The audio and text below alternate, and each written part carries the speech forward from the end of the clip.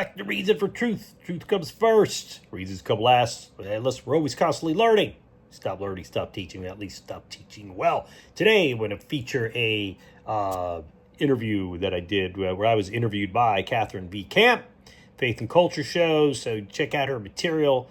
Definitely. She's a great interviewer, great godly lady, and I'm thankful she had me on her show. We're going to have her on real soon here. But in the interim, this is part one. I took the interview. It was close to an hour, so I broke it down in two parts. So enjoy part one. God's blessings to you, and we'll see you over there. So let's get started.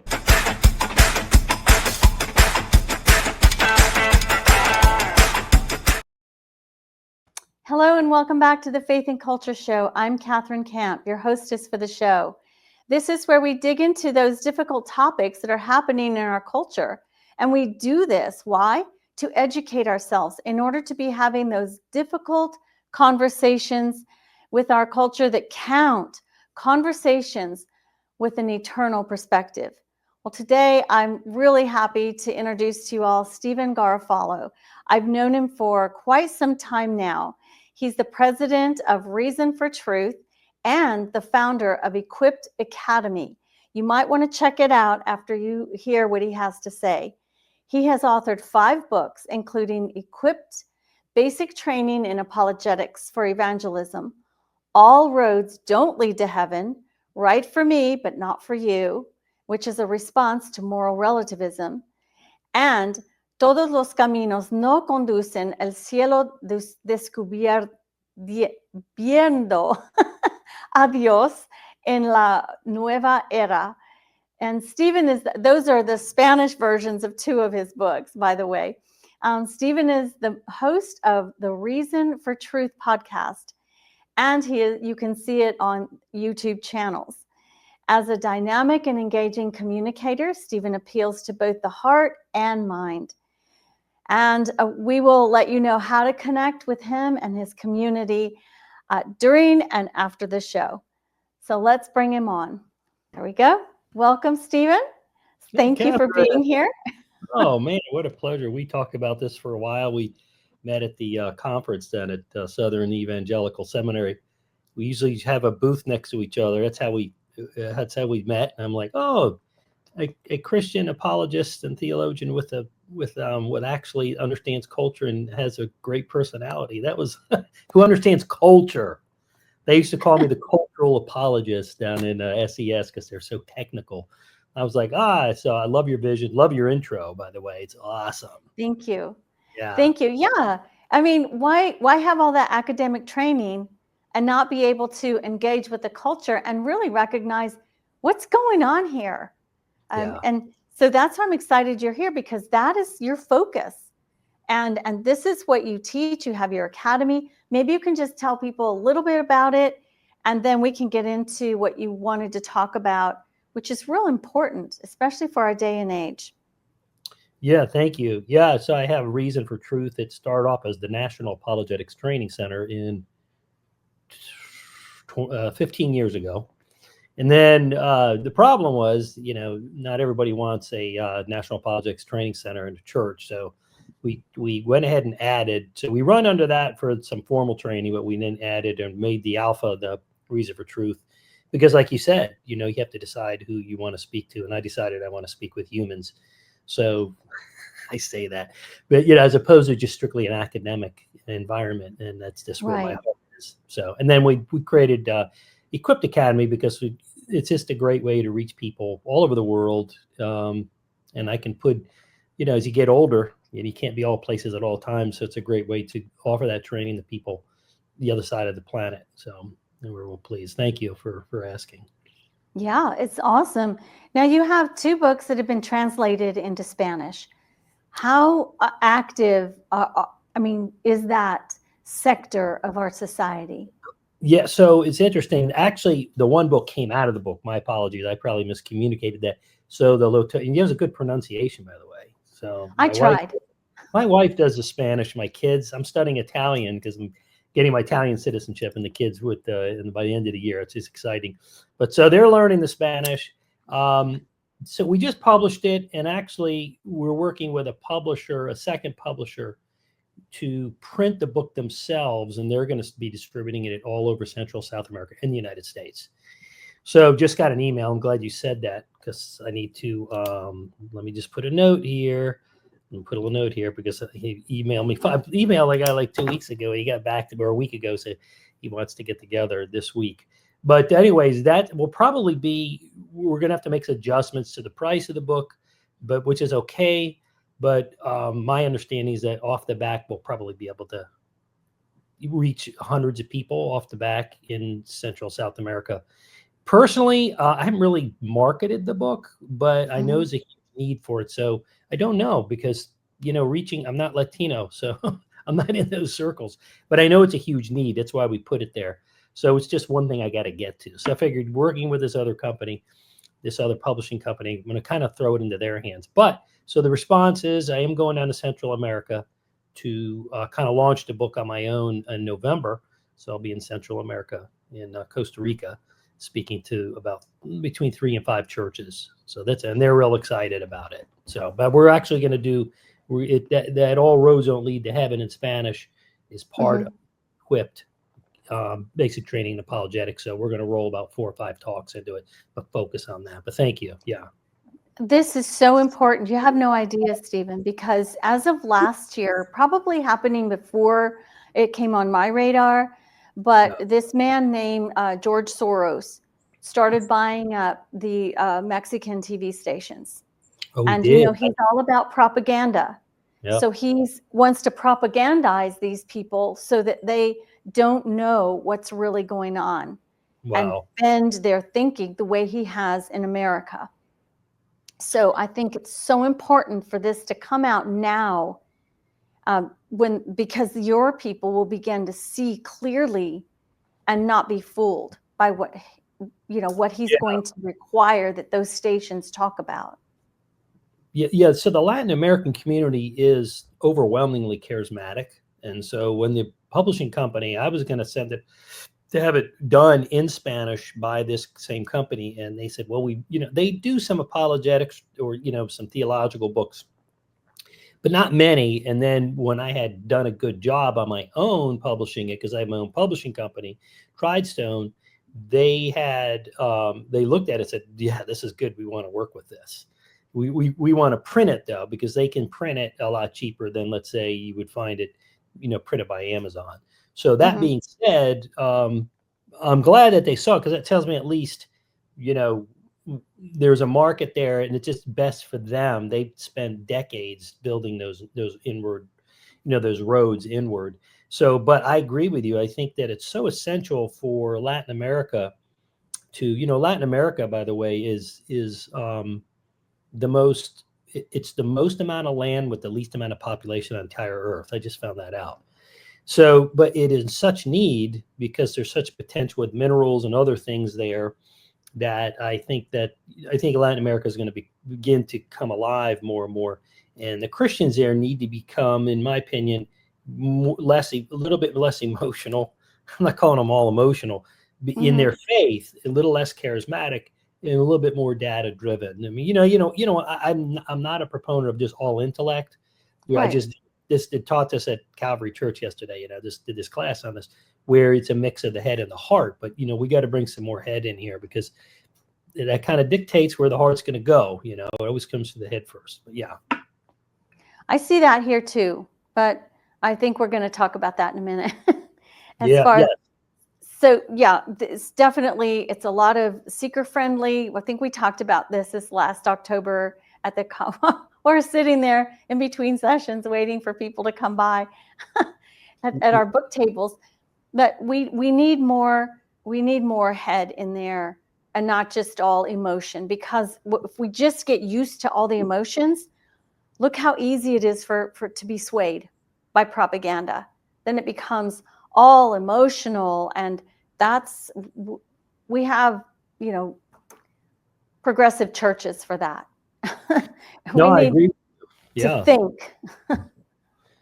Yeah, and it's funny, because I can read my podcast and I can see where the spiritually mature parts of the world are, because my podcasts are typically more theological. Some stuff is cultural, and it's interesting how Africa and parts of Asia, they're just more meat eating, spiritually speaking, people. And I think we've gotten away. Everybody wants your best life yet with Joel Osteen. I mean, it's not about, that's not life. It was we could see life can get tough. You can lose everything tomorrow. It's all about your spiritual maturity. So what does the Bible speak about when it takes, when we talk about spiritual maturity? And it has to be development of the mind. The heart is there along with it. The spirit speaks to the heart, but through the mind. So it's both things. I agree. Well, where would you like to start? I know you want to focus on one of your books right now because you see a great need in our country. Yeah, so I'll just pop this up as a shameless ploy. I just pulled this off my bookshelf. Right for You, but not for Me, Response to Moral Relativism. Dr. Geisler. This was the first book I read. I wrote, by the way, 12 years ago. Dr. Geisler wrote the foreword. Dr. Ron Rhodes endorsed it. But I wrote that, and World Magazine published it, and they said, not published it, excuse me. They endorsed it, and they kind of wrote it. They did a write-up on it, and they said, we're going to do a write-up on this, mainly because it's the tail that wags all, it's the tail that wags all dogs. I mean, in terms of relativism, you have different kinds of relativism, right? Epistemological relativism, that anything can be known, nothing can be known because everything is relative. But moral relativism is you're dealing with is morality relative. And that's really a subject all its own. And that's why I wrote the book. We're talking about there's different kinds of issues that revolve around morality. I mean, everything from adultery to stealing a pack of gum. Those are really different things, but they're all moral issues. And then there's 3-4 chapters that revolve around the government, specifically government and morality. I think there's 3 chapters. And then we talk about the moral law and natural law. And here's the deal, Katheryn. I remember I was once, my wife were getting our papers, our will together many years ago, and I went into a lawyer's office, and this guy had inherited part of a seminary library. Yeah, I mean, I almost teared up. I mean, I went through every book was typically from the turn of the century, probably early 1920s, 1930s, maybe a little bit later, some a little bit before. But these great men of the past were so versed in natural law, and their whole view of the law was so reminiscent of what I saw in the simplicity of my parents and grandparents, especially. My grandparents were born in 1910, 1909. They just saw the world black and white, And why? Because they understood God more rightly than we do today. But that being said, all these things play into how do we understand what is moral and what is not. I mean, if you went out on the street and you said, what is this right or is this wrong? Or is this truthful, is not truthful? Now, True for You but Not for Me is another book, but this is Right for You but Not for Me. That's dealing with prescriptive nature of morality and ethics. So is it right to do anything or nothing? And then when you get into morality, it's very interesting because the media, the television, what is it putting out to your kids?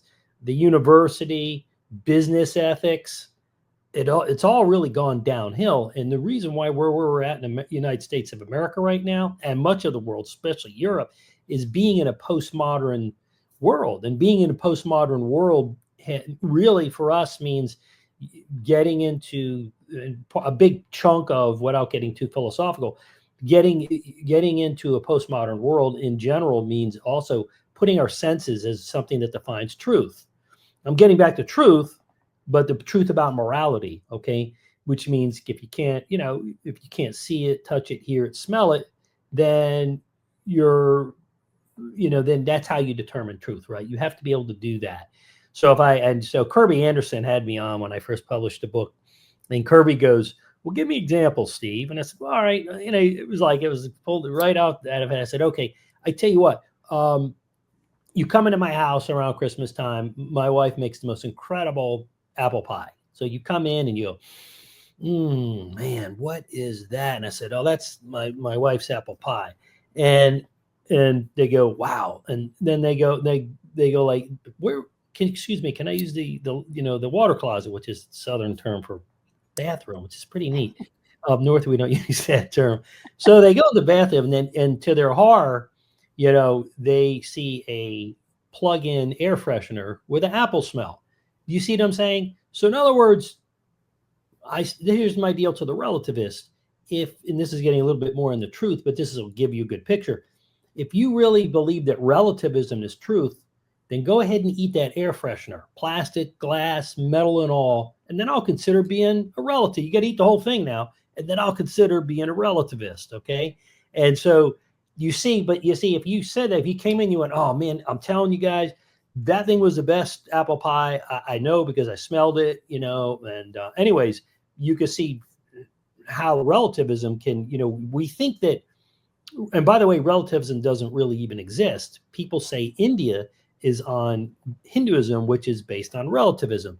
The only problem is no one's really a relativist, because if you put if you put a gallon of hot tar over, the Indian's guy, and then and said to him, this is not going to hurt. It's true. Listen, it's all relative. It's all relative. Yeah. He'd be like, no, man, no, that's good. But hold on a second, right? It's all relative. But so nobody, you can't go to your bank and ask for $1 million. Not that that's worth so much in today's world, but I know as it used to. Maybe I would go and ask for $1 billion. No, if you went in and say, hey, give me $100,000 out of your bank, well, Mr. Garofalo, you don't have $100,000 in your bank. Well, it's true for me, right? It's all relative, and truth is relative. So on that, but going back to moral relativism, and I'm going between the two, is Dr. Geisler edited that book for me from page 1 to the last page. And he said, Steve, you got to get rid of all the terms, everything relating to truth, because morality is prescriptive. Morality and ethics are prescriptive. In other words, like the 10 Commandments, right? Thou shalt not kill, thou shalt not steal, covet, blah, blah, blah. And so truth is descriptive, okay? Someone's murdered, true or false? Did you murder the person, true or false? The prescriptive ethics and morality would be, thou shalt not murder. You shouldn't do that. That's illegal. That's morally wrong. See, that one is prescriptive, as one is descriptive. But, you go back, and I outline, it went back to the Supreme Court with Judge Black and some other judges, and you can see some of these rulings in the Supreme Court, how we got off track in this country. But I kind of pick it up in 1954 with the advent of telling pastors that they have no free speech, right? And that line being put in there in 1954 squelched, basically saying if you support or you do, or you criticize a political figure, you can lose your 501c3. That never happened because you can't tell a pastor he doesn't have free speech. Now, how in 1954? And that was Governor Johnson, right, out of Texas, who did that. I was going to say, I think it started with Johnson. Yeah, he's the one who put it in, because what happens is he had some real left-leaning, really bad left-leaning tendencies, beliefs. And so those 501c3s were 5 churches. And those 5 churches brought to light, it almost got him not elected. So he went in up at the D.C. on a sweltery July day, and I grew up in the Washington, D.C. area. And my dad worked for the Department of Navy in the city of Washington. We lived right outside in Maryland in a suburb. But, I can tell you, people think that Charlotte, North Carolina has humidity. I said, you haven't felt humidity. Go, D.C. is built on a swamp. And there's lakes. There's a lot of just rivers everywhere. So it is just you really got Chesapeake Bay. So tons of humidity. So I can't imagine 1954 air conditioning. They probably just wanted to get out of there. And he just slid in that little one line. It was just one line. It said, hey, that I just said, you can't criticize or endorse. And no, it's funny because if you go into the minority churches, namely the black churches, they never stopped endorsing. They did it anyways. But it's amazing how you go in. And I'm not here to be divisive. I'm just saying this is the truth. But your average white church, they'll say, no, you got to separate. How many people will say that you can't mix politics and morality. But then I have to remind them, listen, that's all Congress does. That's all the Senate does. That's all the legislative branch does. I was on the phone with a friend of mine from Italy, and he's like, I think as Christians, that's not our business. I said, no, it is our business. It is very much our business. Absolutely. I said, I said, read your Bible. It's morality, baby, from Genesis to Revelation and everywhere in between. Most everything is relating to some kind of moral edict. It just does, right? I mean, if you said, well, we can't in the Old Testament, well, we have to keep the laws or we have to do a sacrifice. That's a moral issue. I mean, I hate to tell you, welfare is a moral issue. Stealing from the government and that we see in mass is a moral issue. But so is welfare. Sometimes welfare is good for the state to help people. Sometimes, mostly, it's not. It's just a crutch, and it's a dependency. So, the question is not who. Well, I want to say the government stealing from us is also a moral issue. Yeah, absolutely. And that gets hidden a lot. Yes. Because we've forgotten what we're supposed to really stand for in this country. But yes. Anyway, I digress. No, don't even. It's really sad for me, Katheryn, because I grew up in, my dad, half of if not 3/4 of the neighborhood, it was a big neighborhood. Most all my friends' parents worked for the government. They were good, you're going back late 60s into the 70s. Good men of God, back in those days, women weren't in the workplace so much up until probably the 80s, starting in the 70s. But, they were godly servants. They were. I remember my mom telling, because my dad was born in Italy. He came here when he was about 8 years old, and they loved America. And, my mom said, your father's a civil servant. I remember her telling me that as a kid. Mm-hmm. And there was pride in it, and they didn't want to take advantage of what they had. And they came here and they went through the legal process of becoming citizens. Yeah. My family did too, way back, grandparents. And it's like, you don't just come in and expect a bunch of stuff. No, they were willing to work hard. Your father worked hard. My grandparents worked hard. My father worked hard. So nobody they weren't looking for handouts. That's right. And that's the American spirit, right? And it comes from that European, it really does. You can say, well, you're being bigoted. No, that's who settled this country. And, Asian people, very disciplined. They work hard. Yeah. And listen, all people can work hard. I think the government just chose, which is a moral issue. They just chose to really, in a sense, suppress one people group. Whenever you give somebody something, they don't have to earn it. It's not the same, and they won't treat it the same. It's like renting versus owning. People. That's socialism. Yeah, absolutely. Yeah. And so hence, where they're going with everything that they're trying to pull off now. But anyways, that being said, morality touches all areas, and you go back to natural law.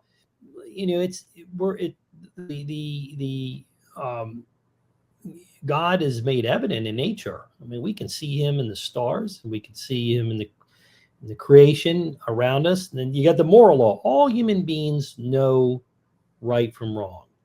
They do. It doesn't matter. People go, what about Islam and jihad? I said, well, listen, if you kill somebody in Palestine, you kill someone's brother, they handle justice differently, but that's still wrong. They still, if you, rape somebody's sister, they'll just come kill you. Or if you murder someone's child, it doesn't matter, it doesn't matter. That's how they handle things. There's no sense of law, but it's wrong. Now, jihad is different only from the sense that it's that's kind of religious. That's a religious act. But that's about the only thing that I can see, is murdering somebody. If it's in the name of jihad, then that's a good thing. But outside of that, murder is wrong to Muslims just as it is on anybody else. So is it for Jews and even Buddhists and Hindus, and there's no place. So why is that? The secularists will argue that the reason for that is it's built into their DNA somehow, and there's certain moral. I'm like, well, how can that be built in your DNA. Being an adulteress or an adulterer, that's not built in your DNA. That's just a sinful act. Well, they would like you to think that, though, Stephen. We've gotten to that point where, if you can't control your sexual desires, it's in your DNA. Look at minor attracted persons, MAPS, and otherwise known as pedophiles. Yes. So they want you to think that they have a genetic defect, or that is just maybe not a defect, but that's just how they are. So you need to accept it. This is where we are. This is the logical conclusion of a relativistic society. Yes. And it's nothing new, Katheryn. We go back. Who was I talking with the other day? I said, man, you know what? That was my friend from Italy. Said, it's going back to our people, man. I said, you can look at the Roman Empire in Greece. People were just orgies and all this stuff. Now you turn the news on and, that's what's been going on. You got the P. Diddy thing going on and,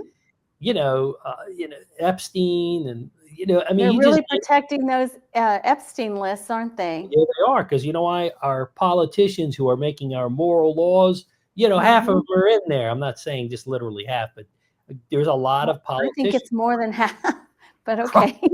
It probably is. And then you got the FBI. The FBI put people in compromising positions or caught them in compromising positions to create files. I've been doing that for years so that when things like, COVID or whatever comes along, they can say, hey, you need to rule as a judge or whatever, or as a, whatever it is, do this because I got this. You want your family, you want your wife and children to see this? They're like, all right, I'll do the ruling, even though they know it's wrong. Yeah. So. But that's relativism, right? That is. It wasn't wrong because they were getting enough money to pay for their child's education at an Ivy League school or get accepted into higher education at a very good school or wherever they wanted to go. So, Oh, man, don't even get started. I have twins and, my daughter's been accepted into some really good schools and I'm like, wow. And, so she has choices, and that's so awesome. we're trying to mitigate that. And, I think that education is a moral issue too. You're right. I mean, you look at Columbia University. I mean, I just sit here and I go, it's amazing how $400 million given to Columbia. Why? Yeah. To teach Marxism. And not only that, but their tuitions is sky high. If you're going to give them $400 million, make it available to everybody. So what is going on here? This is a moral issue. Mm-hmm. And, it's just ridiculous. And so a lot of that money will go to pay huge amounts of money to faculty and staff, directors, but also to bring people here from non-Christian worldview countries. Yes. How many of those people are from Muslim nations? Not to pick on the Muslims. This is America as a nation. We don't go over there and say, you pay for my education and you have to put up with you go protest in Palestine. Go ahead. Or Saudi Arabia. Send me a YouTube video. I want to see it. Yeah. That will last. Everybody, listen, we're going to cut this. This is a 2-part series. It was a longer interview, but a great interview with Miss Katheryn Camp, D-Men. I'm going to go ahead and the next on Thursday, I'm going to go ahead and post part 2 of our interview. So make sure you listen, go back, share this with your friends, make sure you subscribe to the channel, but go back and re-listen to this. Listen to what we have to say. We're dealing with culture and theology, Bible, how Christians, how can we interact with the world? We're called, to remain in the world, but not be of it. So I think that's what we're weeding through. But some of the truths that we speak to, some people may seem as kind of political or maybe religious, but at the end of the day, they're reality. So thank you for tuning in. God's blessings. We'll see you at the next episode. Make sure you subscribe. Hey, and I want to invite you to join my community, StevenGarofalo.com. There's a little paywall there, but you can get around it. So you come join for free. If you like it, then you support us. If not, I want to see you in there. God's blessings to you. We'll see you part 2. Hope you enjoyed this part 1. Talk to you soon. See you there.